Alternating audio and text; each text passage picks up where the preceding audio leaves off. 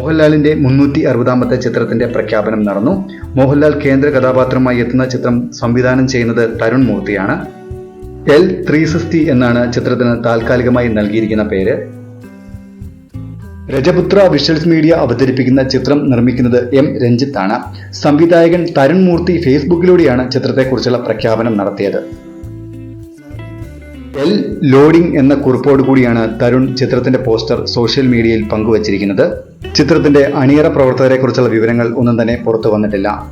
പ്രേക്ഷക സ്വീകാര്യത നേടിയ ഓപ്പറേഷൻ ജാവ, സൗദി വെള്ളയ്ക്ക എന്നീ ചിത്രങ്ങളിലെ സംവിധായകനാണ് തരുൺ മൂർത്തി. മോഹൻലാലിനൊപ്പം ഒരു സിനിമ ചെയ്യാനുള്ള ആഗ്രഹം മുൻപ് തരുൺ വെളിപ്പെടുത്തിയിട്ടുണ്ട്. ആ ആഗ്രഹമാണ് ഇപ്പോൾ പൂർത്തിയാകുന്നത്.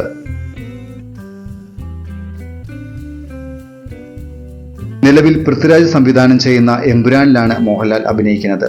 മോഹൻലാൽ സംവിധാനം ചെയ്യുന്ന ബറോസ് ആണ് ഉടൻ തിയേറ്ററുകളിൽ എത്തുന്ന മോഹൻലാൽ ചിത്രം.